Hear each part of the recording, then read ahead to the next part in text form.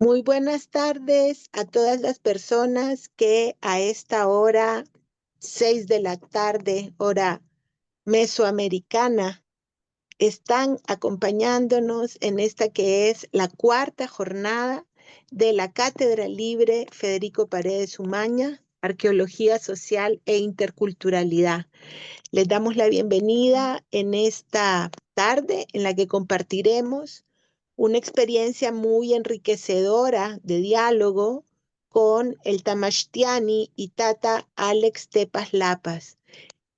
Alex Tepas es, bueno, una persona, un ciudadano de los pueblos originarios, una persona que pertenece al pueblo náhuatl, tiene sus orígenes en Izalco, el origen de su familia es de Izalco y cuenta en su trayectoria, creo que con muchas cosas importantes, pero hay una que para mí es fundamental y con la cual yo lo quiero presentar, y es esa eh, profunda búsqueda por la revitalización de la lengua náhuatl y desde la revitalización de la lengua, además por la comprensión de los principios filosóficos, cosmogónicos, cosmológicos que anidan al interior de una lengua como forma de pensamiento que nos permite expresar y comunicar desde la concepción del mundo que tenemos.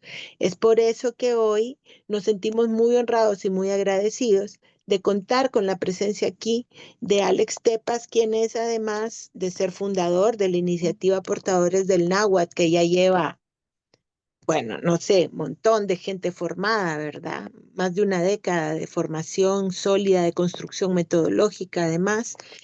Además de esto, Alex es consejero principal o uno de los consejeros principales del Consejo Ancestral de los Comunes de los Territorios Indígenas del Occidente de El Salvador.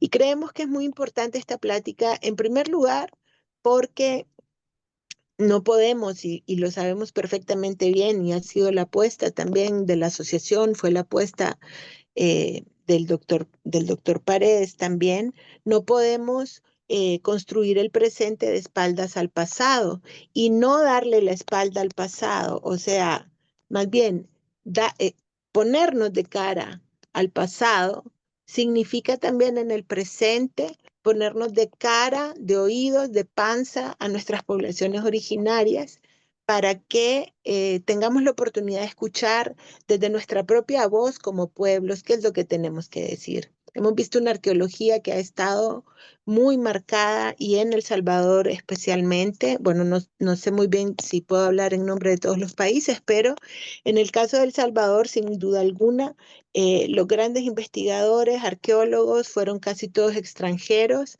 hasta la mitad, muy adelantada, la mitad del siglo pasado, de los años 60 en adelante, es que comienzan a haber carreras asociadas con las ciencias sociales y el estudio de la arqueología y de la antropología. Hasta el día de hoy ni siquiera existe una carrera de arqueología en el país. Sin embargo, los estudios y las investigaciones que se han hecho en esta materia, bueno, muy agradecidos, pero casi todos han sido realizadas por estadounidenses y japoneses. Salvo pues el caso de algunos investigadores empíricos, santanecos, algunos, ¿verdad? Eh, Otros, bueno, como el doctor David J. Guzmán, que aunque no fueron propiamente arqueólogos o antropólogos, fueron salvadoreños que estuvieron haciendo investigación. Luego, bueno, aparece la investigación de Federico Paredes y después de Federico, algunos arqueólogos graduados de la tecnológica que ya son arqueólogos nacionales que comienzan a nutrir el grupo de investigadores nacionales. Evidentemente, muy poco hemos escuchado en El Salvador la voz de los pueblos indígenas en relación a las investigaciones, no solo en materia técnica, digamos, o vinculada propiamente a los elementos de estudio de las ciencias sociales, sí, pero también vinculada a la interpretación de los significados que esta investigación o que estas investigaciones arrojan. Es a partir del reconocimiento de los pueblos indígenas en la Constitución que también se abren oportunidades, digamos, para empujar también la participación de los pueblos indígenas directamente de las comunidades en la construcción de los procesos de planificación, incluso de las mismas investigaciones y en los procesos de planificación nacional estratégica para la gestión comunitaria y colectiva del patrimonio cultural. Hoy nos encontramos en un momento realmente en el que todo esto ha caído en un gran oscurantismo, vamos a decir, en el sentido de que los pocos avances que se lograron a lo largo de esa década se han convertido en inmensos retrocesos y la participación directa de las comunidades indígenas en la gestión de su patrimonio por el momento parece ser agua de otro barril, vamos a decir.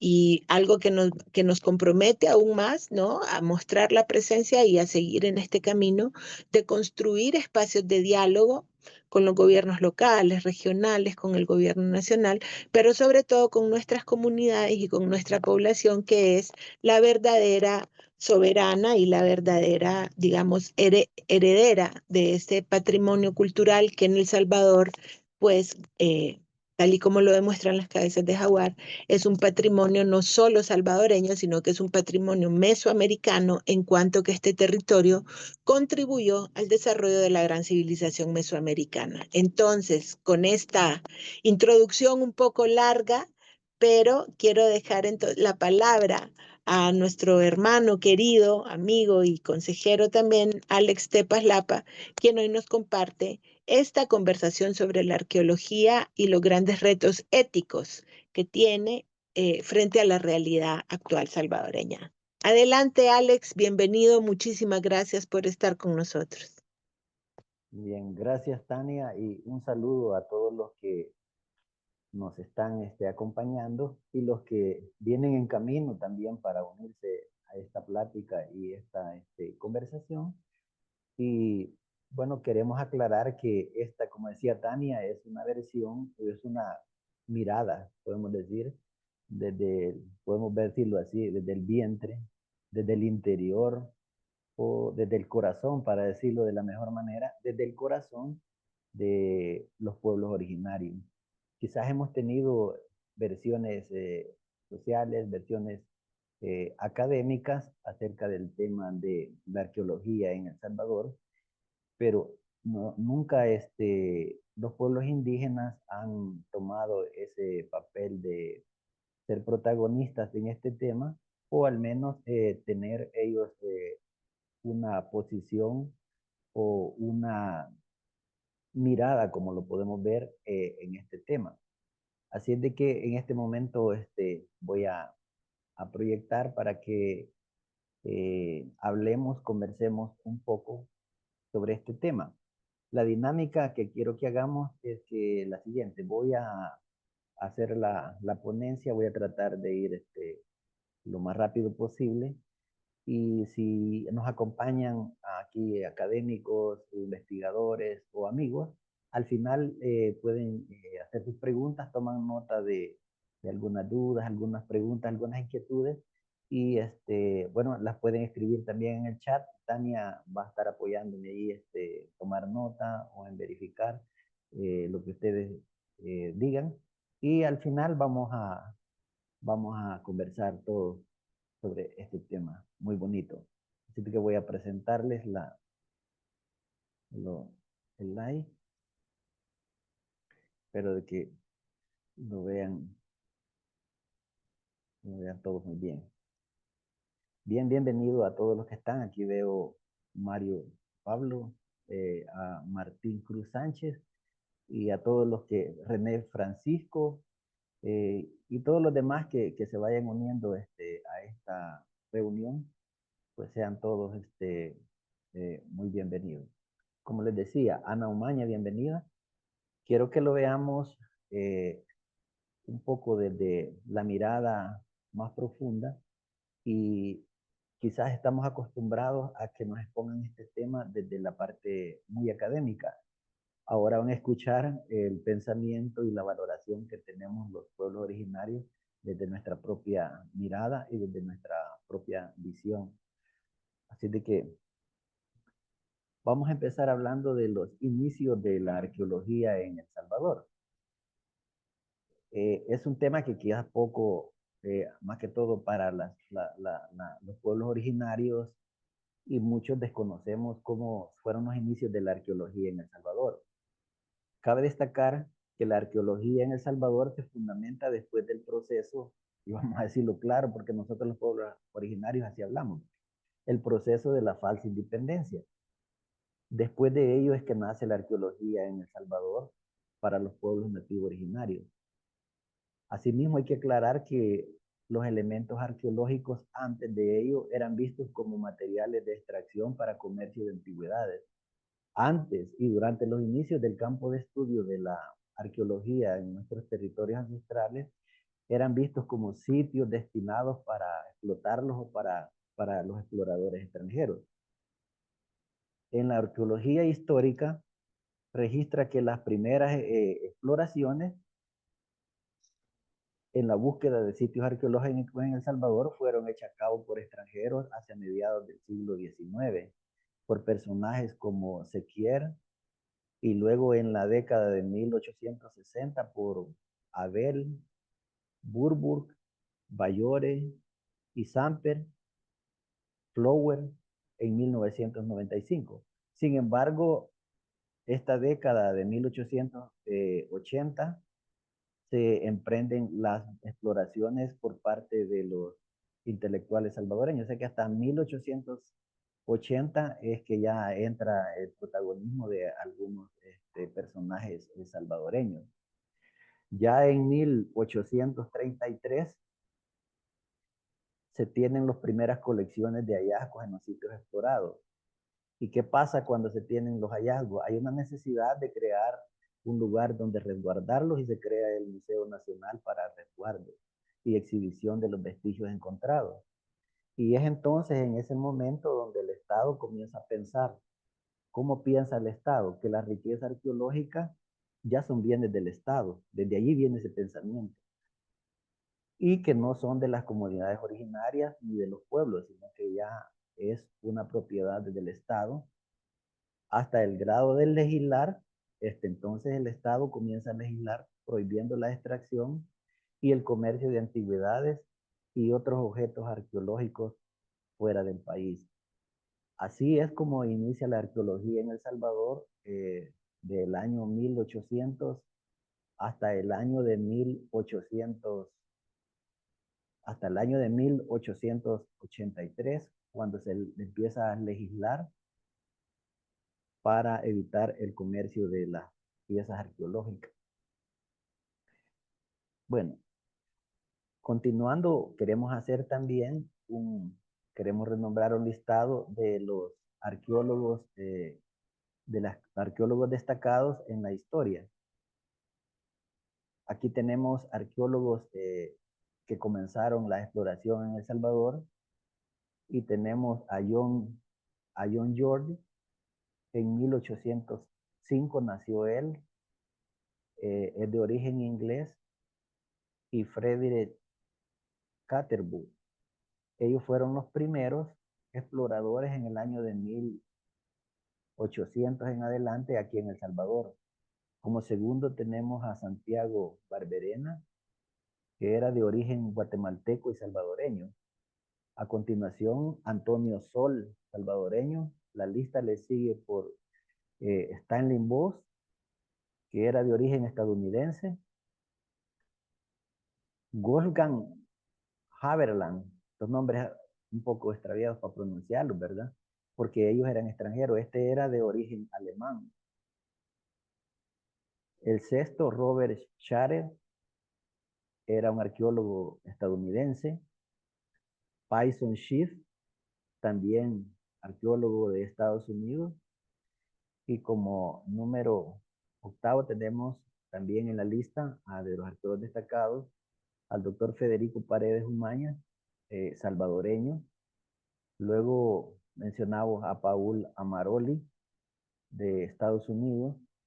Luego Hugo Vladimir Díaz Chávez, salvadoreño.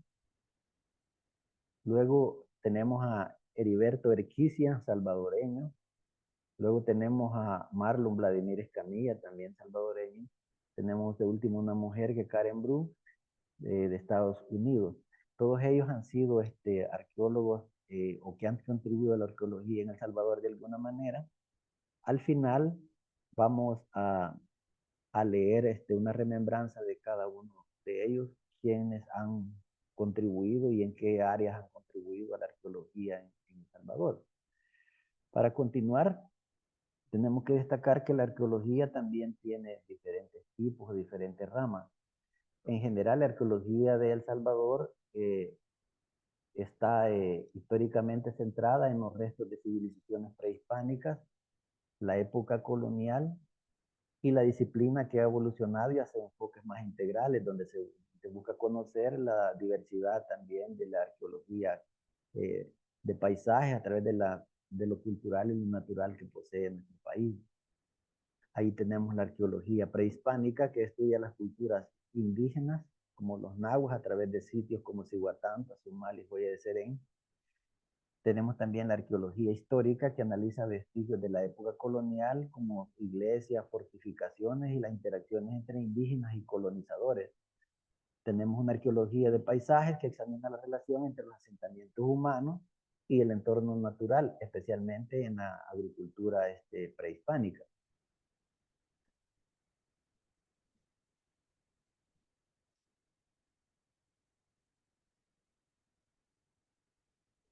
Tenemos también la arqueología subacuática, que explora la vida marina, restos de naufragios en la costa Pacífico como en la bahía de Jiquilisco. Tenemos la arqueología experimental, que produce técnicas y herramientas prehispánicas para entender sus procesos de producción. La arqueología de la memoria, que se enfoca en la recuperación de la memoria histórica, especialmente en sitios de masacres o de la guerra civil. Tenemos también la arqueología pública y comunitaria, que involucra a las comunidades locales en la preservación y valorización del patrimonio cultural.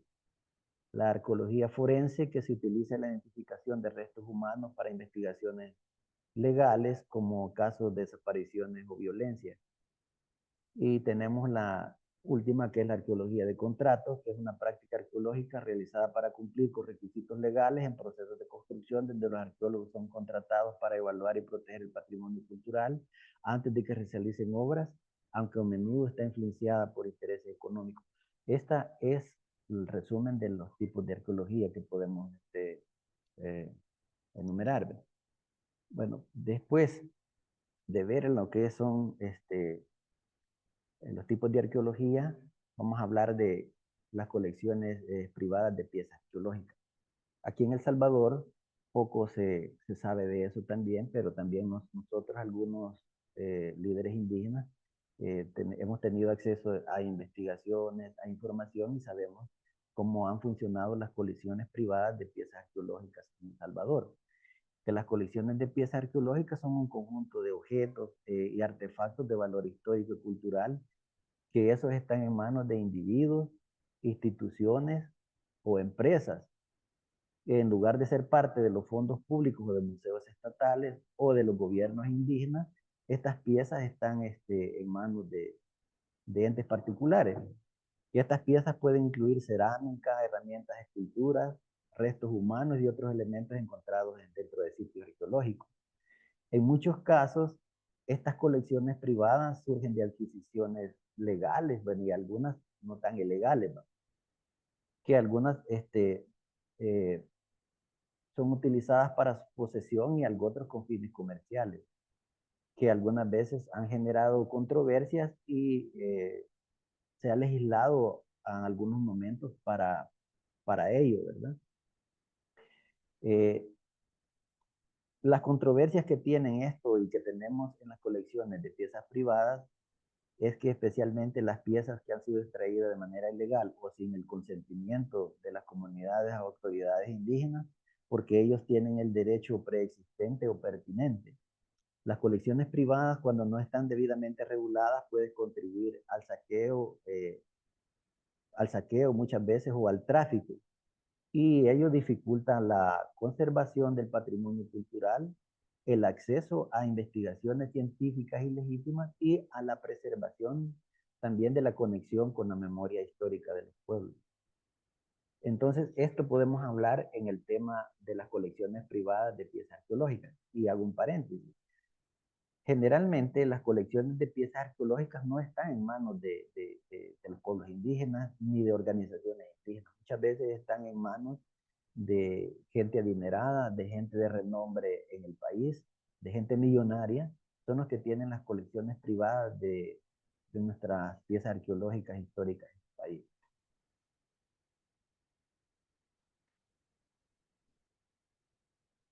Las colecciones privadas arqueológicas en el país no solo fomentan, bueno, podemos decir, la explotación privada del patrimonio cultural, sino que también, como les decía, facilitan el tráfico y hurto de estas piezas al no estar bajo el control estricto o regulación adecuada.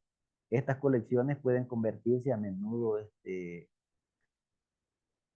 en ilegales, donde los objetos de valor histórico o cultural son robadas de sitios arqueológicos, vendidos sin ningún respeto por su origen o contexto, o muchas veces por desprotección. Este tipo de prácticas no solo destruye el patrimonio, sino que impide el conocimiento científico. Eh, Al sacar estas piezas de su lugar de origen, también perjudica a las comunidades que consideran que esos bienes son parte integral de su, son parte integral de su identidad cultural. Y aquí les he traído un ejemplo de una cabeza de jaguar que fue hurtada en Santa Ana, específicamente en una finca, estaba en una finca de Los Naranjos, y se considera una escultura de 2300 años de antigüedad. Entonces, esta pieza fue hurtada en el año 2015 y hasta la fecha, ya casi vamos a cumplir 10 años, que esta pieza se encuentra hurtada, perdida en El Salvador, y esta estaba en una mano de una colección privada, manos privadas se encontraba. Entonces, vean el problema muchas veces de las colecciones privadas o que las piezas privadas, como es, las piezas arqueológicas estén en colecciones privadas, tienen el riesgo de extraviarse. Y traje ejemplo de esta pieza, porque esta pieza tiene como, bueno, varios metros de dimensiones y tiene un peso aproximado de 500 libras. ¿Cómo se puede perder de la noche a la mañana una pieza arqueológica de 500 libras y que ningún humano pueda darse cuenta, ¿verdad? Entonces vean la situación del patrimonio cultural y arqueológico de nuestro país, por lo que pasa cuando está en las colecciones privadas. Bien, ahora vamos a hablar de los museos privados, porque muchos museos privados en El Salvador se surten de todo este tipo de piezas. Entonces un museo se considera que es un área destinada para organizar, almacenar, cuidar, preservar y estudiar, y para dar a conocer el legado artístico, cultural y natural y científico de un lugar, de una nación determinada. Ese sería como el objetivo de un museo. El Salvador es una tierra, sabemos, impregnada de historia, cultura, arte y tradición, lo que ha significado un negocio del patrimonio cultural ancestral por parte de personas e instituciones y, en mayúsculas, el mismo Estado.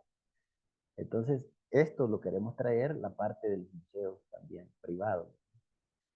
Hay una serie de museos privados. En El Salvador no lo vamos a tener mucho, está como el Museo de Arte Marte, el Museo de Arte Popular, está el Museo de la Palabra e Imagen, MUPI, y hay algunos como el Museo de Antropología de la UTEC, y hay otros museos que también están surtidos de piezas arqueológicas de nuestro país. Sé de que algunas piezas sí están registradas legalmente por su ficha a través del Ministerio de Cultura, pero algo otras no. Y aquí tenemos que hablar de las leyes de arqueología. Hablamos de una antigua ley y una nueva ley. ¿Cómo describimos la antigua ley? Bueno, la antigua ley de arqueología en El Salvador incluía una protección integral que abarcaba tanto el patrimonio arqueológico como inmaterial y natural, reconociendo la importancia de las tradiciones o los paisajes culturales que se deben de conservar, ¿no? Pero en la nueva ley de arqueología en El Salvador, al enfocarse exclusivamente al patrimonio solamente arqueológico, desampara el patrimonio inmaterial y natural. El medio ambiente es esencial para la identidad cultural y la vida de las comunidades, y muchas veces el patrimonio eh, arqueológico está, está vinculado, está vinculado y conectado directamente con el medio ambiente y el patrimonio natural. Al desconectarlo de esas dos cosas, la ley va a cometer cientos y cientos de epistemicidios. Eso nosotros creemos. Así es de que esta limitación para nosotros representa un retroceso respecto a la anterior legislación, que busca una protección más integral de todos los aspectos del patrimonio. Creemos que esta ley pareciera que busca premiar el sector inmobiliario y construcción del país, la nueva ley. Esa es nuestra visión como pueblos originarios, así es, en resumen. Vamos a hablar de los sitios. ¿Cómo llamarle a estos lugares arqueológicos? ¿Cómo les debemos de llamar? Fíjense de que hay tres categorías de estos lugares. Está la categoría que es propia nuestra desde la visión indígena originaria. Está dos conceptos que son populares o de la academia, que se reconocen como parques y sitios. El parque es una extensión del sitio arqueológico, pero que esta ha sido habilitada para la conservación, pero también se le da acceso al público. En cambio, un sitio es un lugar donde se encuentran materiales de culturas pasadas como estructuras y artefactos, tumbas, pero que estos sitios están en conservación y que no se ha abierto, eh, no se han acondicionado para que pueda acceder el público. Para nosotros, estos lugares en lengua original se consideran como los tiugal o los tiupan, que para nosotros significan como lugares sagrados, centros ceremoniales, como lugares cósmicos, como centros de poder político, de símbolo de poder político para nosotros, centro también de símbolo comunitario, un centro también ancestral y también como un ombligo o un centro territorial. Estos son lo que significan estos lugares desde la visión de los pueblos indígenas. Para otros Perdón, tienen otro Alex, significado. ¿Sí? perdón, acá una pregunta. Recientemente me vino a la cabeza es que estamos viendo esto de Malacatiupan, la cascada de Malacatiupan en Atiquizaya, y eso sería un ejemplo de un sitio sagrado también vinculado a la naturaleza, desde su manera como se habla. Correcto, correcto, porque los lugares sagrados no solamente como tenemos la visión nosotros de una pirámide, para nosotros los círculos sagrados, la pirámide es más que un centro de poder político, un centro cosmogónico, pero también dentro de los lugares sagrados espirituales son más diversos. Por ejemplo, para nosotros, un nacimiento de agua, una peña, una roca que tenga gran significado, una montaña que tenga gran significado, y en el caso de Malacatiupan, que es una cascada, es un lugar sagrado. Por ejemplo, tenemos también Chiltiupan, es un lugar sagrado. También el pueblo de Teopan, de Teotepeque, también es un lugar sagrado. Vean, puede ser un cerro, puede ser un río, puede ser una montaña, cualquier lugar que represente esa conexión espiritual es un lugar sagrado para nuestros pueblos. Bueno, vamos a continuar porque tenemos que pasar a otro sistema. Bueno, y tenemos los parques que cuenta nuestro país. Voy a ir rápido, no me voy a detener mucho porque algunas cosas ya las sabemos. Tenemos el Parque Casa Blanca, que, bueno, son antiquísimos. Tenemos San Andrés, tenemos Cihuatán, Joya de Serén, y tenemos el Tazumal. Esos son los que más conocemos nosotros en nuestro país como parques o sitios sitios arqueológicos. Pero quería regresar a algo, que me quedaba algo en esto, cómo llamar a los lugares. Nosotros, allí vemos que lo peor que puede pasar a un salvadoreño es que le llame ruinas a nuestros lugares sagrados, más que todo cuando se trata de pirámides, que eh, es una forma incorrecta y hasta discriminativa, si vemos el contexto de llamarle ruinas a nuestros lugares sagrados. Le pueden llamar de las otras tres formas: parques arqueológicos, sitios arqueológicos o tiupan o lugares sagrados. Está correcto, pero nosotros, para mí en mi caso es una ofensa que a uno de nuestros lugares le llaman ruinas. Y peor si viene de una persona estudiada o una persona académica que le vaya a llamar ruinas a nuestros lugares, ¿verdad? Para mí es una afrenta y es una ofensa, ¿verdad? Así de que continuamos y quería volver a hacer énfasis a eso. Bueno, pasamos a un punto bien importante. ¿Qué somos los salvadoreños desde la arqueología? Ya viendo toda la información que hemos resumido, tenemos nosotros una visión de qué somos los salvadoreños desde la arqueología. El salvadoreño promedio actual, fíjense que todos los salvadoreños promedio actual somos lo que la clase política, económica, social e intelectual salvadoreña edificó en una idea de nación, fundamentada en un imaginario de lo mestizo y occidentalismo, al cual le concedió un carácter de civilizado y moderno, pero a su vez hizo invisible y negó las identidades nativo originarias y afrodescendientes, las cuales concebía y sigue concibiendo como un símbolo de atraso y del conservadurismo, o lo último más grave, el temor a la legitimidad de derechos preexistentes. Esos somos los salvadoreños desde la arqueología. En resumen, lo repito, somos lo que la clase política, económica, social e intelectual salvadoreña edificó en una idea nacional. Esos somos desde la arqueología, los salvadoreños. Continuamos. Ahora veamos la actitud de las nuevas generaciones de los salvadoreños que estamos repartidos en tres contextos. El primer contexto es como extranjeros. El salvadoreño promedio actual hace el papel de extranjero en su propia tierra. Está desconectado de sus raíces prehispánicas, influenciado por la modernidad y la globalización, y a menudo muestra indiferencias a su patrimonio arqueológico, nombrándolo a veces los lugares como sagrados, como ruinas, lo que decía anteriormente. El segundo contexto de objetos de exhibición. Los nativos originarios que hacemos resistencia ancestral somos vistos a menudo como objetos de exhibición arqueológica, reducidos a piezas de museo que representan de forma superficial sin reconocer la legitimidad de sus derechos y contribución prehispánica. Tercero, la etnofobia.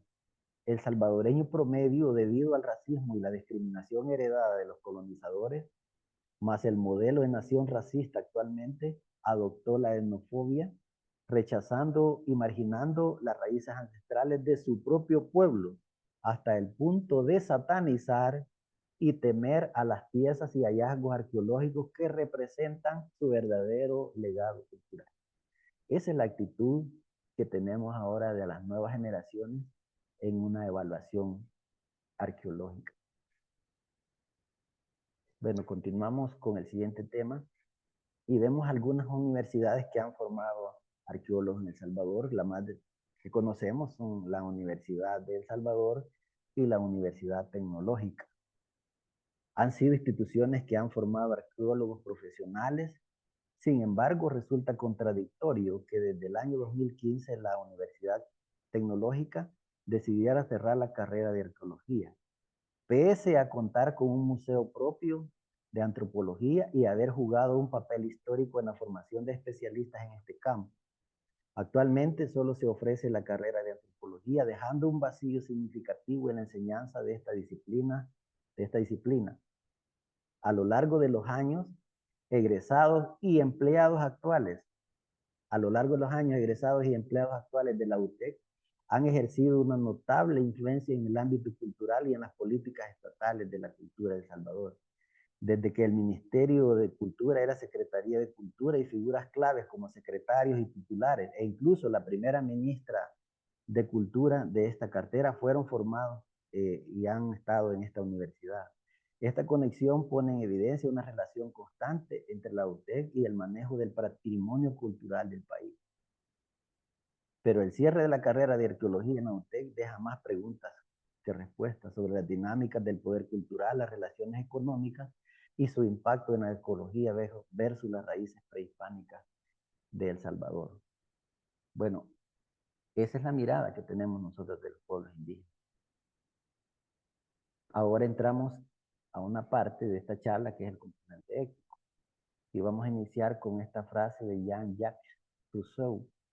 Dice, el hombre es naturalmente bueno, es la sociedad que lo corrompe. Y seguimos hablando del tema y vamos a entrar en un análisis de la ecología en El Salvador, pero desde los desafíos éticos y la defensa del patrimonio cultural. Y continuamos con esta frase que el verdadero valor de una cultura se mide cómo se cuida su historia. Fíjense bien, el verdadero valor de una cultura se mide por cómo se cuida su historia. Y vamos a hablar de la famosa arqueología de contrato. La arqueología en El Salvador enfrenta serios desafíos éticos que afectan no solo el patrimonio cultural del país, sino que también la integridad de la profesión.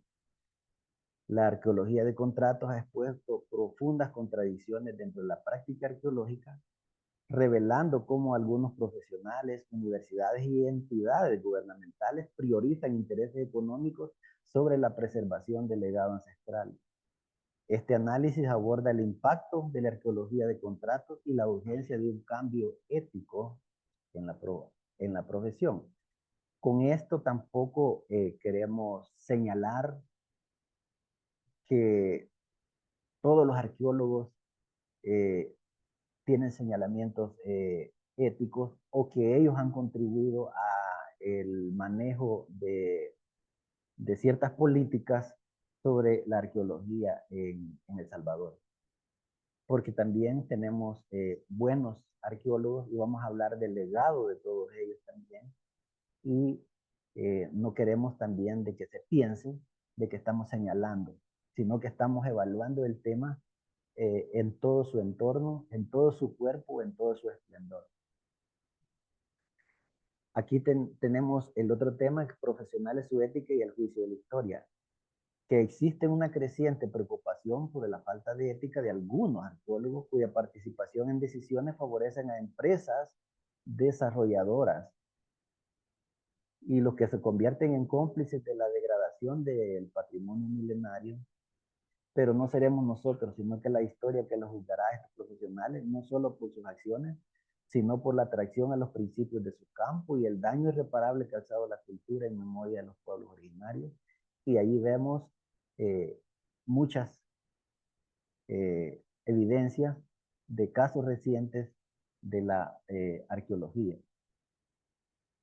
Y aquí no queremos señalar a personas que también participaron en estos procesos, sino que también las personas que en su profesión han guardado silencio ante los atropellos que han hecho empresas, que han hecho instituciones contra el patrimonio ecológico del país.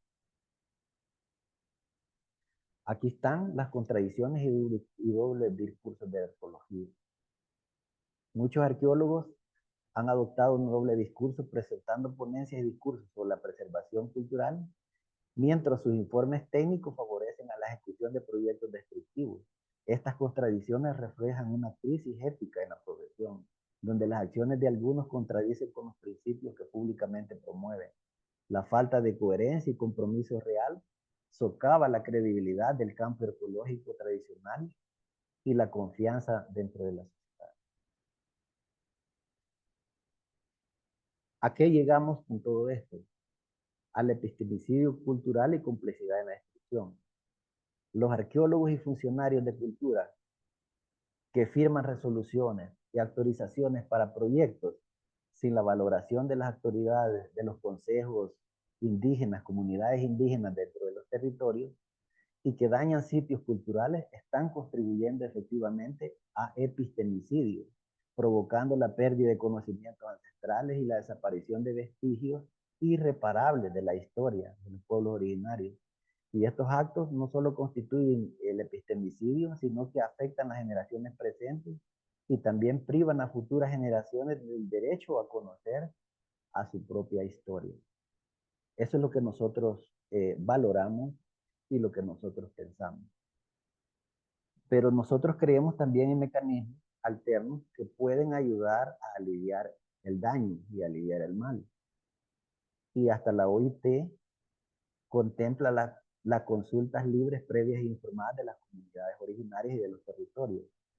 Entonces nosotros como comunidades y como autoridades nativas originarias de origen milenario, en cada proceso tenemos la facultad de denunciar la ausencia y denunciamos hasta este momento dentro de la arqueología. Es una de las cosas que señalamos, denunciamos la ausencia de registros de consultas previas e informadas realizadas por arqueólogos y el Estado. No se han llevado a cabo procesos de consulta pública y participativa que incluyan a las comunidades afectadas, lo que ha agravado aún más la situación, pero también esto deslegitima los proyectos que afectan nuestro patrimonio cultural. Por lo tanto, no aceptamos ni respaldamos de aquí en adelante ningún proyecto que no lleve adjunto el resultado de una consulta con evaluación de los consejos indígenas en el mapa de los pueblos náhuatl. Podemos hablar nosotros como CAPTI, que estamos haciendo un esfuerzo por hacer esa función de asumir nuestro rol, nuestro compromiso y nuestro papel como indígenas de sangre milenaria, también nosotros hacer una fuente fiscalizadora y controladora de los procesos que hace la arqueología. Y creemos que este mecanismo es que el mecanismo sea obviado, sea ignorado en todos los procesos que han hecho la arqueología en El Salvador, que es falta de consultas previas, libres e informadas en las comunidades indígenas. Luego tenemos el otro tema relacionado con la ética, que es la mercantilización del conocimiento y el patrimonio, las dos cosas a la vez. Algunas empresas o personas amantes de la arqueología e instituciones recurren a la arqueología para tener acceso a nuestros lugares sagrados y de ellos surtir sus colecciones privadas, sus museos, extrayendo piezas únicas y conocimientos científicos que son comercializados. Algunos han sido comercializados al extranjero, algunos utilizados también como amuletos académicos para sustentar títulos, doctorados en el extranjero.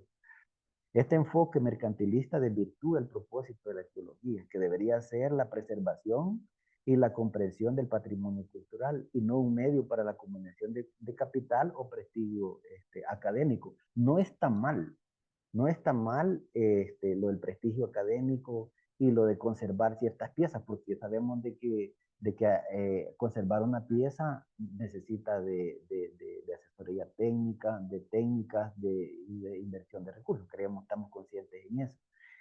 Pero también es irónico que las organizaciones indígenas no tengan un museo, no tengan conservación de sus piezas, siendo ellos los herederos de todo esto, pues. Y es una vergüenza también que el Estado le cobre a los indígenas para ir a hacer una ceremonia a un sitio arqueológico, que son nuestros lugares sagrados, en estos tiempos, ¿verdad? Y tal vez a otras personas se les permite hasta que tengan nuestras piezas en sus casas como colecciones, ¿verdad?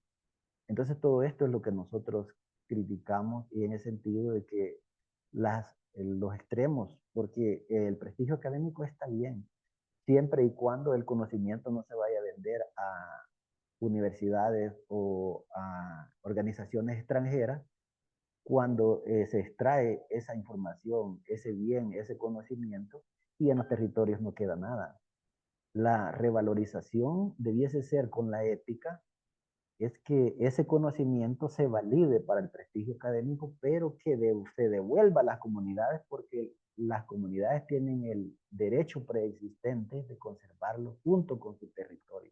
Esa es nuestra señalización enfática en este tema de la mercantilización y el comercio del patrimonio arqueológico. Ahí evaluamos la ética nosotros y la preexistencia del derecho. Que el patrimonio arqueológico, que quede claro, que no es propiedad de terratenientes, museos, instituciones, empresarios, ni siquiera de los gobiernos, no es propiedad de ellos, sino que pertenece a los pueblos milenarios, que como descendientes de las civilizaciones originarias mantienen la preexistencia de sus derechos sobre el legado cultural. Este patrimonio es parte integral de su identidad histórica, visión, y su preservación y gestión deben respetar los derechos de las comunidades originarias, quienes son los guardianes legítimos de estos bienes.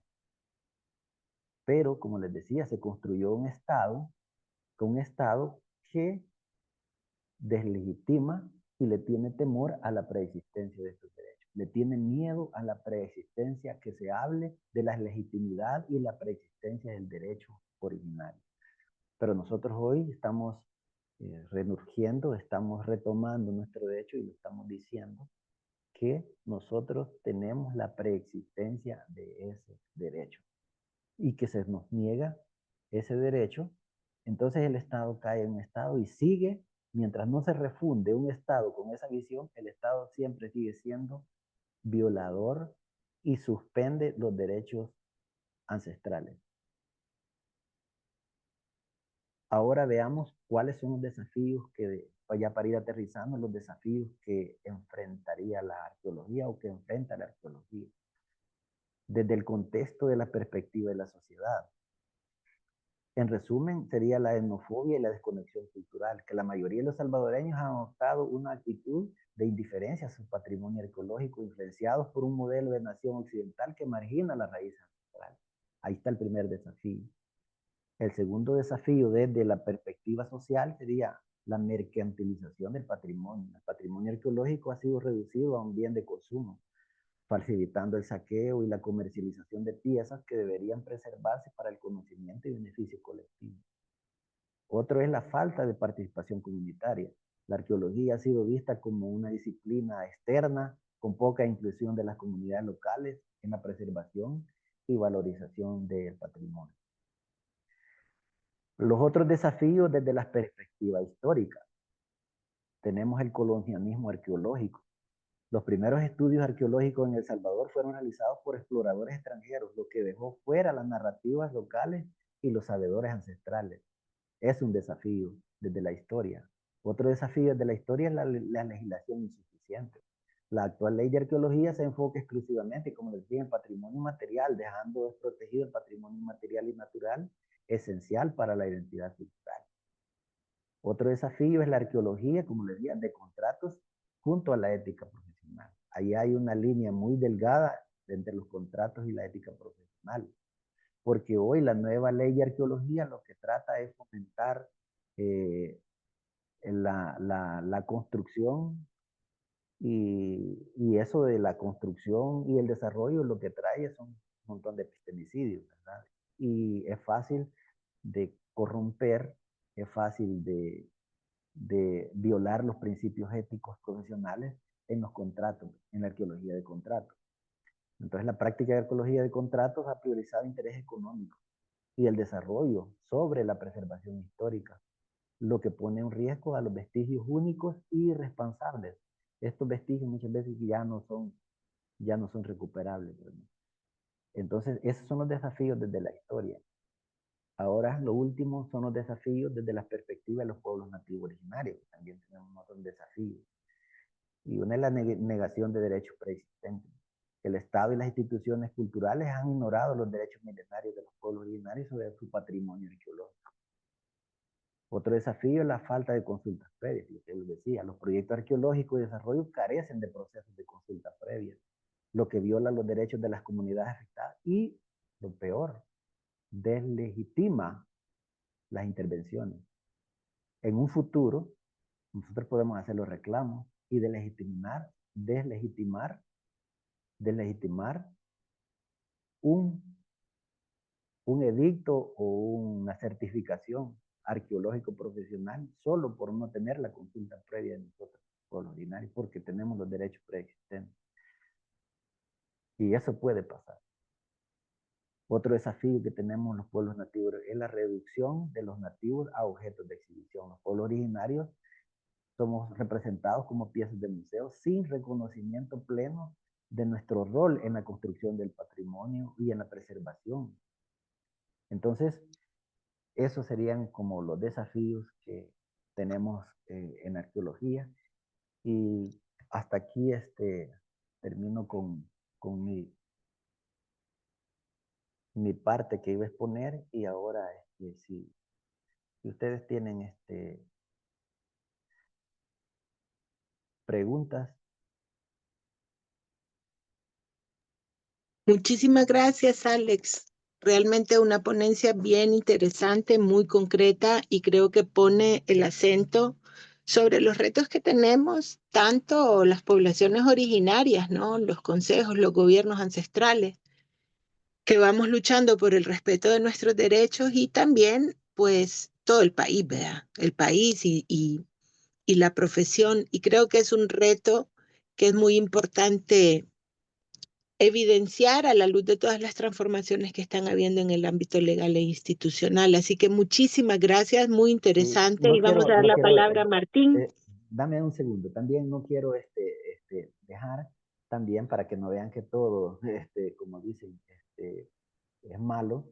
También quiero que me permitas un momento para nombrar algunos arqueólogos que yo siento de que han contribuido positivamente y que han hecho su trabajo. Creo que la labor científica de la arqueología es muy importante para nosotros, más que todo cuando esa arqueología converge y se armoniza con la ética y los principios ancestrales. Así que quiero que me dejen unos minutos y quiero nombrar algunos arqueólogos. eh, Tal vez algunos no son salvadoreños y algo otros extranjeros, pero que han hecho una labor muy importante. Vamos a hablar de Santiago Barberena, que fue uno de los primeros investigadores salvadoreños que estudió la arqueología y es conocido por estudios indígenas y culturales, aunque sus investigaciones fueron más históricas, pero le dio algo importante a la arqueología. También tenemos a Stanley Bosch, que es considerado uno de los padres de la arqueología salvadoreña, porque trabajó intensamente el Tazumal, Casablanca y Joya de Serén, lo que fue fundamental para el registro y la profesionalización de la arqueología en El Salvador. Entonces, Stanlenbosch, digamos que ha dejado una semilla en la arqueología de nuestro país, ¿verdad? Entonces, es bien importante mencionarlo. También alguien bien importante es el estadounidense Payson. Payson Schiss es un arqueólogo conocido por su trabajo en Joya de Serén, que Joya de Serén logró ser declarado como Patrimonio de la Humanidad por la UNESCO, y la investigación de Payson, su investigación ayudó a conceder todos estos logros, ¿verdad? Luego quiero mencionar a alguien que ya no está con nosotros, pero yo tuve el gusto también de tener esas conversaciones dulces, ¿no? Yo así le llamo, conversaciones dulces a las conversaciones agradables con el doctor Federico Paredes Umaña, que sé de que fue bien, yo lo admiré mucho a él, ¿verdad? Federico Paredes Umaña, él fue un arqueólogo que estudió en la Universidad de San Carlos, Guatemala, y también realizó el doctorado en la Universidad de Pensilvania, Estados Unidos. También un postdoctorado en la Universidad Nacional de Autónoma de México. Y él, bueno, llevó a cabo el programa sobre la cultura y las transformaciones sociales en el Centro Nacional de Investigaciones de Ciencias Sociales eh, y Humanidades, CENICH.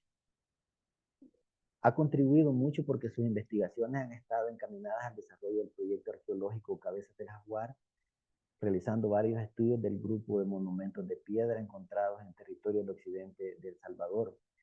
Bueno, creo de que cuando alguien pasa por una cabeza del jaguar, o cuando pasa por el monumento, el puente que le llaman el paso de nivel, el paso del jaguar, tenemos alguna memoria de la recolección que hizo el doctor Federico Paredes, ¿verdad?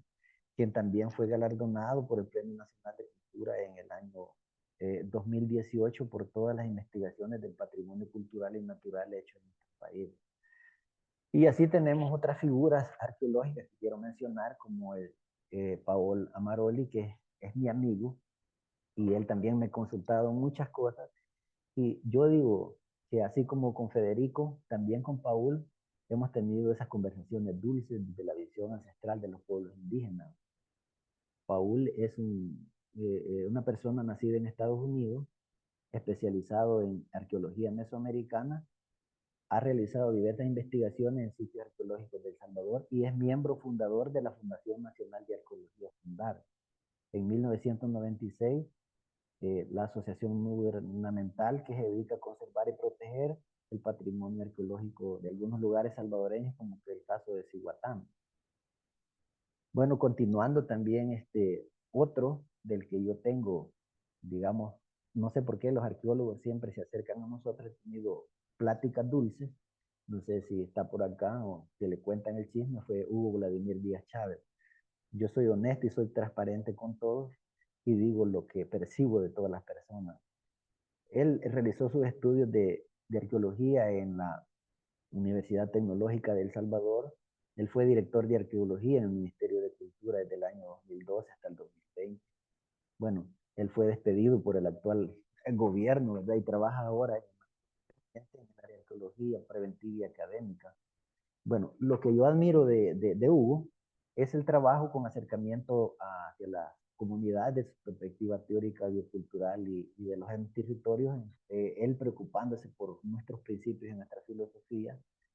Bueno, es el único que yo veo como arqueólogo que se acercaba a nosotros, a las comunidades nativas en el territorio, haciendo trabajo de campo, de diálogo, y desde el vientre de las comunidades haciendo un binomio entre la arqueología y la orilatura para tener un acercamiento a la cosmovisión y la etnofilosofía en nuestro país. Entonces yo a Hugo lo veo como un amigo de los pueblos indígenas y espero de que todo lo que hemos expuesto aquí es nuestra visión desde los pueblos originarios y es un reto para todos ellos, pero también es, como dicen, es un tachón en el renglón. Entonces yo puedo mencionar a mis tres personas, primero al doctor Federico, después a Paul, después a Hugo, que son como los tres que yo identifico en la arqueología como las personas que he tenido conversaciones dulces. Luego tenemos a otros que han hecho su trabajo, ¿verdad? Pero yo no he tenido conversaciones dulces con ellos, y lo digo claramente, como el arqueólogo Heriberto Erquicia. Erquicia, bueno, él es licenciado de la Universidad Tecnológica, también de la UTEC, pero es máster en docencia universitaria de la Universidad de Ciencias Sociales de Flaxo, Guatemala, ¿verdad? Es máster en Historia en América Latina, Mundos Indígenas de la Universidad de Sevilla, España. Entonces, Erquicia tiene una formación también en arqueología, pero como les digo, yo con él no he tenido esa percepción como he tenido con los demás, ¿verdad? Pero sí, ellos han contribuido en arqueología, de hecho, Erquicia ha hecho algunas investigaciones de arqueología sobre el añil, sobre los pueblos originarios y afrodescendencia, tengo entendido yo. Luego tenemos también a Marlon Vladimir Escamilla Rodríguez. Yo también con él nunca he tenido conversaciones dulces, pero sé de que él salió de la Universidad Tecnológica. Creo que trabajan en la Universidad Tecnológica también, pero es graduado de maestría y doctorado también en antropología de la Universidad de Estados Unidos, ¿verdad? Y él fungió también como director de Patrimonio Cultural del Ministerio de Cultura de El Salvador.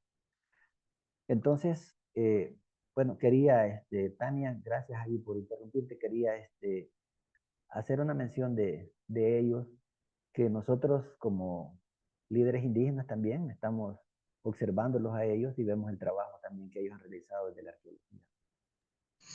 Así es, muchísimas gracias Alex nuevamente por esta charla. Yo quiero recordar que vamos a subir estas conversaciones también a las redes sociales para poderlas reflexionar detenidamente, porque me parece que este punteo que has hecho sobre los desafíos éticos, ¿no?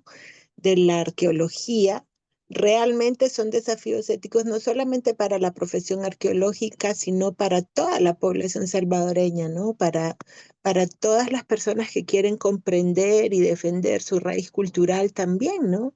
Y que quieren además aprender, digamos, de ese pasado remoto, la filosofía, la tecnología y la ciencia que nos hace mesoamericanos y que podría estar dando también grandes respuestas a las problemáticas actuales. Así que si alguien quiere volver a esta conversación, pues va a haber un momento y también vamos a hacer el esfuerzo de publicar unos cuadernillos con las charlas que se vayan dando de la cátedra. Pero ahora dejamos la palabra a Martín Cruz Sánchez, que tiene levantada su manita virtual para pues hacer un comentario, una pregunta, y a todos los demás y todas las demás, pues recordarles que pueden participar, de eso se trata, ¿verdad? Disentir, no estar de acuerdo, expresar su opinión, su sentir, para que esta plática pues se enriquezca. Y si hay dudas, evidentemente aquí está nuestro compañero Alex para también seguir enriqueciendo esta plática. Martín, adelante. Buenas noches. Quiero felicitar mucho al ponente. Bueno, tengo muchas ideas en mente, pero voy a tratar de ser muy, muy sintético. Yo soy de la cultura totonaca del Tajín, hablo el totonaco, soy académico de la UNAM. eh, Recientemente cumplí 33 años y doy Mesoamérica, arte mesoamericano, en la Facultad de Artes y Diseño. Es muy interesante lo que acaba usted de explicar. Yo pienso a título personal que son sitios sagrados, sí, pero desde mi punto de vista es no nada más sitio sagrado, es mi casa, es, es mi lugar de origen, como decimos los totonacas. Antaxtacnit, Antaclacahuanit, Antaclatamal. Ahí nací, ahí crecí, ahí me desarrollé. Es mi templo, es mi casa, es mi lugar sagrado. ¿Sí? Tengo derecho a defender mi casa. ¿Sí? Mi casa fue destruida cuando llegaron los españoles, 1521. No podemos seguir permitiendo la destrucción de nuestra casa, de nuestros centros ceremoniales. No lo podemos permitir ya. Ya nos destruyeron cuando llegaron los españoles en el siglo XVI. ¿Sí? Nos dividieron a nuestras familias, nos esclavizaron, nos quitaron nuestras tierras, nos han quitado todo. No podemos seguir permitiendo ahora que nos sigan destruyendo nuestros sitios sagrados o nuestras casas, ¿sí? Nosotros, los indígenas, ¿sí? Tenemos todos nuestros derechos y tenemos la obligación de exigirle al Estado que nos conceda esos derechos. Nosotros, yo en lo personal, he tenido mucho contacto con los arqueólogos de la UNAM y de la Escuela Nacional de Antropología e Historia, maestros reconocidos, y hemos platicado muy de cerca, he platicado con ellos, y ellos han manifestado cómo al momento de excavar, al momento de acercarse y excavar, han tenido vivencias eh, como fenómenos paranormales para ellos, para nosotros no. ¿Por qué se dan esos casos?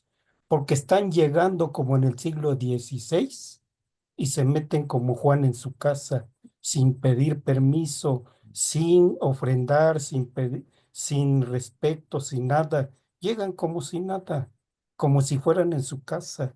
Y he platicado con ellos. Lo que les ha faltado es respeto, pedir permiso, hacer ofrenda.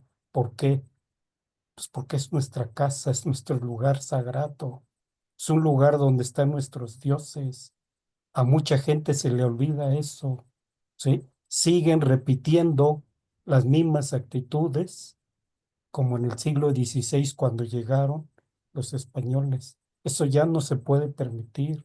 Nosotros que estamos preparados, los indígenas, tenemos que alzar la voz, ya no permitir, ¿sí? En las comunidades, yo conozco muchos centros arqueológicos, ¿sí? Que no están a veces ni registrados. Llega la gente, se mete, saquea, hace lo que quiere, ¿no? Y entonces eso ya no lo podemos permitir. Por eso yo lo felicito como ponente, ¿sí? Tengo más ideas en mente, pero yo lo felicito y le doy las gracias porque nos está recordando todo lo que hemos vivido a través de la historia, de la arqueología, todo lo que nos ha platicado. Incluso yo mismo he sido objeto de discriminación dentro de la misma Universidad Nacional Autónoma de México, como estudiante y como académico. Muchas gracias. Gracias, gracias. Muchas gracias, Martín. También es un gran gusto escucharte y lo hermoso de esta cátedra también es que nos abre el espacio para irnos conectando, irnos enlazando e ir pues desarrollando estas ideas en conjunto, pero para la concreción de esas luchas por los derechos de los pueblos originarios, de los pueblos mestizos, de los pueblos actuales, porque al final, y esto lo hemos conversado con el Tata y otros compañeros, y es que toda la población de este territorio tiene un origen común, ¿no? En la partería, por ejemplo, que es un saber inmaterial, que ahorita está muy en boga y muy en peligro también por la institucionalización y normativas. Se ha querido armar un debate sobre que si la partería es profesional, es autónoma, es indígena, es tradicional, el apellido, ¿no? Y nosotras estamos diciendo, ve, quítenle el apellido o pónganle el apellido que quieran, pero toda la medicina debe reconocer que de la partería tradicional, ancestral, milenaria, es la abuela de todas, hasta de la ginecología actual moderna. Esa es la abuela, no hay más. De ahí se formaron los... Entonces, el reconocimiento de esa identidad milenaria es el reconocimiento del recorrido milenario de la humanidad, de lo que hoy somos, ¿no? Entonces, es bien lindo, qué bueno que podamos compartir también su sentir y su parecer desde el pueblo Así es, totonaca. sí, y Bien emocionante y vamos a abrir el espacio a acabo de preguntar si hay terminar, otras preguntas. Ah, perdón. rápidamente un trabajo pequeño sobre el parto, desde la lengua totonaca, que la escribí y la vertí al español, y estoy en proceso de registrarla como derechos de autores. Estoy Qué esperando eso. Y maravilla. Ahí nos después lo comparte cuando se pueda, por favor. y sí, y después publicarlo en alguna institución. Pero yo estoy partiendo desde escribir en totonaco, entre hacer la investigación en totonaco en la comunidad, escribirla en totonaco y después vertirla al español.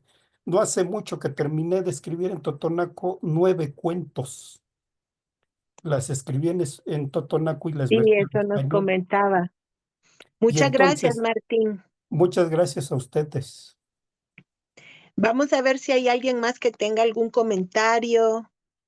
Aquí hay personas también conocidas y expertas. También, justo cuando hablabas de Hugo Díaz, lo decimos con cariño, este dicho popular de hablando del diablo aparecen los cachos.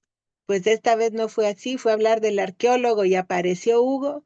Así que también, Hugo, bienvenido. Si estás por ahí y quieres dar tu palabra, un compartir. eh, Igual tenemos por aquí a Mario Pablo. Bueno, quien quiera comentar o compartir, queda el micrófono a su disposición. También si hay alguna pregunta. Bueno, no sé si me escuchan. Sí, adelante, Mario Pablo. Sí, solo hacer un comentario. Muy buenas noches. Felicitar al ponente. Muy interesante. Me ha gustado su ponencia. Ha sido muy profunda, pero quisiera dar mi opinión sobre algunos puntos. El primero es de que hay que agradecer a la arqueología el hecho histórico de que han habido investigaciones de las cuales ha servido a los pueblos originarios.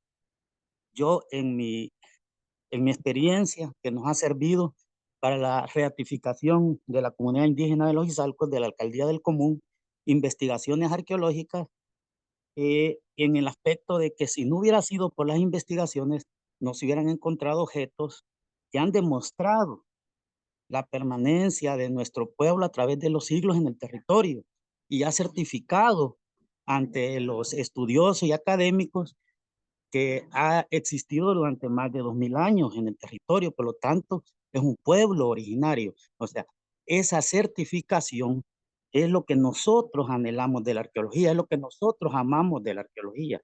El hecho que esos estudios nos permitan ratificar lo que nosotros somos como pueblos indígenas. Por eso yo siento que hay una mencioncita por ahí un poco dura, pero en realidad ese estudio es necesario. Y al comprender uno la calidad de estudio que hacen arqueólogos como nuestro amigo Federico Paredes, Herbert Erquicia, Hugo Díaz, son arqueólogos que le dedican su vida y su tiempo, entre otros, a que se reconozca o a que se renueve de nuevo nuestros pueblos indígenas. Entonces, por lo tanto, yo le guardo un profundo respeto a la arqueología y en vez se critica las colecciones que hay en los museos o en las colecciones privadas, pero de ahí han salido muchas investigaciones que de otro modo no se hubieran podido hacer porque esas piezas hubieran caminado para el extranjero. Pero bien, ese es mi punto. Gracias. Buenas noches.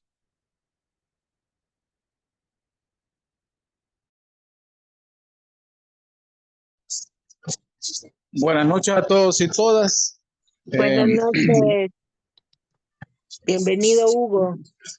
Gracias, un abrazote ahí para quienes me escuchan. Pues bien, yo al Tata le tengo una gran admiración. Yo creo que ha sido un diálogo fructífero en los últimos años. La arqueología tenía una gran deuda social, todavía la tiene, que era depositar todos esos conocimientos en las grandes mayorías en general y también hacer un papel reivindicativo en torno a las comunidades y pueblos indígenas. Estamos en una coyuntura especial. En estos momentos la cultura está bajo ataque. Desde el 2016, 2017, hay una persecución política contra la arqueología que es bien sutil, que es bastante velada, que comenzó con el problema de las plazas de San Salvador, el conflicto que se dio cuando el actual presidente era alcalde, y pues vemos cómo ha surtido efecto con el descalabro que tuvo el Ministerio de Cultura en junio de este año. Actualmente es bien complicado hablar de una arqueología salvadoreña. El Departamento de Dirección de Arqueología solo tiene 2 arqueólogos de 14 que fuimos en algún momento. No existe ningún proyecto arqueológico caminando en estos momentos. Solamente se hace arqueología preventiva en el marco de las valoraciones culturales y ha sido complejo este proceso, viéndolo como arqueólogo y también como arqueólogas. Ha hecho un gran atentado el Estado contra nuestra ciencia y la sociedad salvadoreña pues ha pasado desapercibido ese conflicto, ¿verdad? No hay apoyo hacia el gremio, no se vio algún tipo de preocupación por ese atentado y eso dice mucho. Eso creo que es un mensaje rotundo hacia la arqueología, es un mensaje rotundo a esa lógica de la academia, viéndola como élite y viéndola también como que si estuviera en otros niveles distintos, en niveles superiores a los pueblos, cuando no es así. Yo creo que tenemos muchos errores que se han cometido. En especial, pues, yo creo que el error más grande es ese de todavía pensar preferentemente en los arqueólogos extranjeros que en el arqueólogo nacional, que en la arqueóloga salvadoreña. Y eso es parte de esa persecución política revelada. En torno a las mayorías, pues como he dicho, es un tema largo, es un tema largo. La arqueología salvadoreña duró poco tiempo. Actualmente se están graduando las últimas 5 personas de la carrera. Ya pues hay un tiro final a lo que sea la carrera, ¿verdad? Y también hay un poco de desorganización en el gremio que se está intentando ver cómo se consolida un esfuerzo. Pero todo esto es parte de esa deuda que la arqueología tenía, ¿verdad? La arqueología, cuando fue atacada en el 2016, 2017, fueron pocos las personas que alzaron la voz dentro del gremio. Muchas se acomodaron pensando que no les iba a alcanzar esa persecución, y ahora en el 2021 estamos viendo que sí. En torno a los pueblos indígenas, pues me parece acertada la opinión de Juan Pablo, de Mario Paulo, de que a pesar que tenemos errores, hay una serie de acciones que se comenzaron a hacer en la última década que ya tiene una perspectiva. No me gusta llamarle social, ¿verdad? Porque siempre cuando se dice social pensamos de una forma vertical, sino que de una manera popular, horizontal, donde el caso de Tacuzcalco ha sido sumamente importante, porque el caso de Tacuzcalco permitió generar un movimiento ciudadano en torno a la protección de un sitio arqueológico, el primero, y eso también estableció vínculos y diálogos con comunidades y con poblaciones indígenas. Muchos creen que Tacuzcalco fue una pérdida total, pero en realidad hay muchas lecciones que se deben de rescatar. También Tacuzcalco ha generado base jurídica para la defensa del Sensunapa, el río en el cual se quería establecer una 8ª represa, pero principalmente ha logrado crear espacios de diálogo con las comunidades indígenas desde una visión transdisciplinaria, ¿verdad? Donde se considera que no solo el conocimiento científico es el conocimiento valedero, sino que todas y todos los sectores aportan dentro de este diálogo de una manera directa, no indirecta, sino que conjugada. Y eso ha permitido, por ejemplo, que hemos tenido grandes conversaciones con el Tata de Palapas en torno a esa visión ancestral, y cómo esa visión ancestral pues complementa lo que sería el enfoque arqueológico y el enfoque antropológico. Y esa es también otra de las grandes lecciones que nos dio Tacuzcalco, que hay que parafrasear a Binford, ¿verdad? La arqueología es antropología o no es nada. Entonces, la arqueología que no se acerca a las comunidades, que no camina con las comunidades, es un conocimiento vacío, porque es un conocimiento que alimenta solamente a las élites que oprimen a estas comunidades, que nos oprimen realmente. Porque en junio del 2024, una de las moralejas más grandes hacia la arqueología es que también somos clases explotadas. Y como clases explotadas tenemos que buscar nuestras propias organizaciones, tenemos que buscar también las bases populares para poder generar un movimiento de corte libertario. Así que muchas gracias, felicidades Tata, y esperemos que no sea la última vez. Saludos.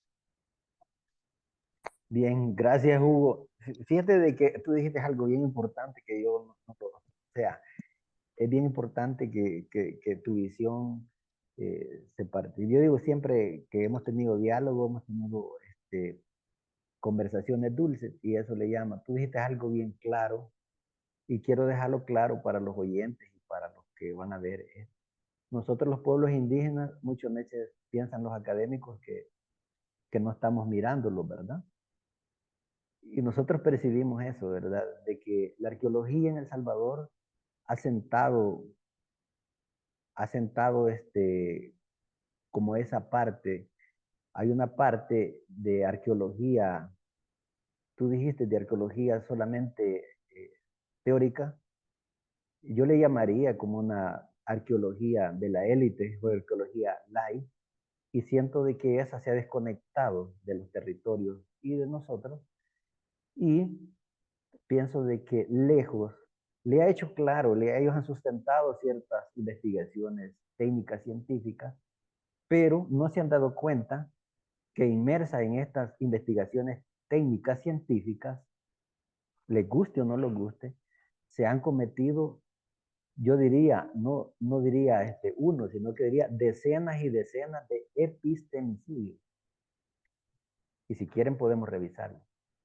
Y la evidencia está de que yo no encuentro un registro de consultas libres, previas e informadas a mis comunidades en las investigaciones arqueológicas. Otro ítem que yo valoro es que cómo ellos, siendo asesores del tema arqueológico cultural de los lugares arqueológicos de El Salvador, cómo ellos pueden sentirse cómodos que los pueblos originarios, teniendo el derecho de la preexistencia de esos lugares, a ellos se les vea como extranjeros en esos lugares y hasta se les cobre para hacer ceremonias.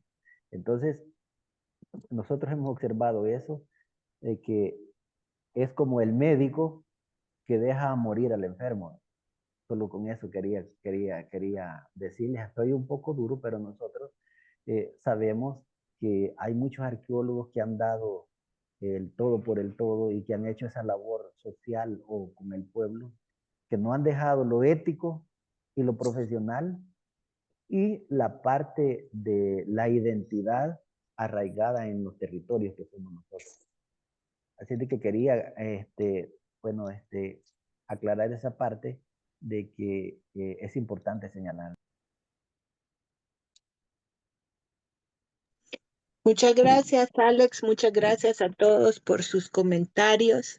También yo quería aportar un poco en relación a lo que planteaba Hugo, ¿no? Y es que justamente desde esta cátedra y desde antes de la muerte de Federico, nosotros estamos siempre soñando con que se pueda abrir la carrera de arqueología en la Universidad Nacional del Salvador. Es más, Federico era radical en eso. Él dijo, yo a la arqueología, a la nacional, ¿verdad? Precisamente porque pensaba que la arqueología, ya que no se puede separar de la antropología, y justamente en la UNAM esa fue la oportunidad que tuvieron, ¿no? De fundar antropología dentro de la Facultad de Ciencias Políticas, pensaba que esto tenía que estar vinculado a la Universidad Nacional, que primero es la única universidad pública que tenemos en el país y que es una manera en la que el Estado, hacer presión al Estado para que asuma su responsabilidad en materia de gestión del patrimonio arqueológico, precisamente porque los modelos de gestión que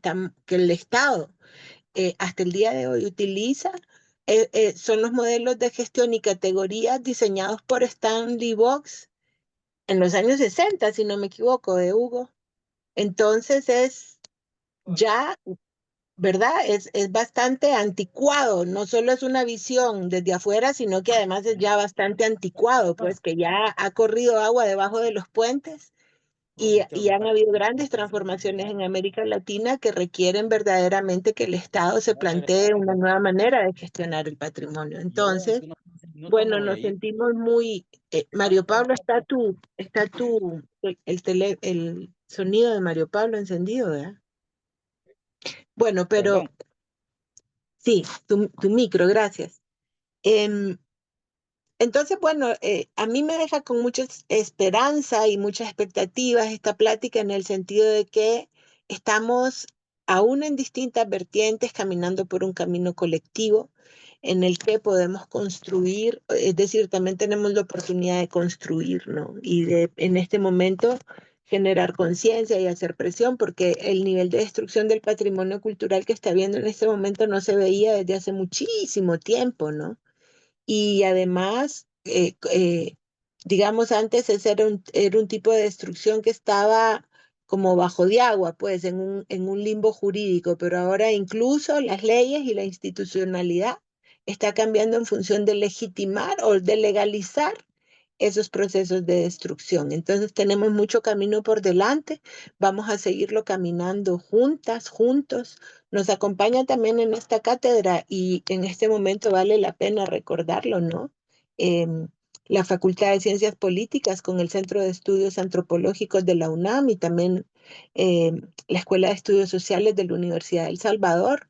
Entonces, este diálogo del que Hugo habla, ¿no? Que se ha generado en las últimas décadas, es un diálogo que debemos asumir responsablemente para seguirlo nutriendo A ver si hay alguna palabra más por aquí. Y si no, pues a esta hora nos vamos a ir despidiendo. A mí me encantaría saber si está por aquí la mamá de Fede para que nos diera unas palabras de cierre. Yo sé que a todas las personas que apreciamos y recordamos a Federico, pues nos encantaría escuchar un saludo, ¿verdad? Por parte de su mamá y también una apreciación respecto a esto que se ha conversado. No sé si estás por ahí, Silvia. Sí, aquí estoy. ¿Me escuchas? Chévere. Sí, te Entonces, escuchamos perfectamente. gracias primero por toda la iniciativa de formar esta cátedra. Para mí es muy enriquecedora porque con Federico siempre tuvimos mucho diálogo acerca de todo su trabajo y todo lo que él pensaba. Pero estas charlas han sido muy enriquecedoras para mí eh, y me da mucha confianza y felicidad que tengamos participantes como el amigo Totoneca eh, que nos dio información de todo lo que está haciendo y el saber que no estamos solo aquí, sino que esto se está extendiendo de alguna manera. Entonces, pues nada, solo agradecer todo este esfuerzo que se está haciendo. Espero que mucha gente que no tiene que ver tampoco con arqueología directamente, como yo, que tengo que ver, pero por afinidad con el FEDE,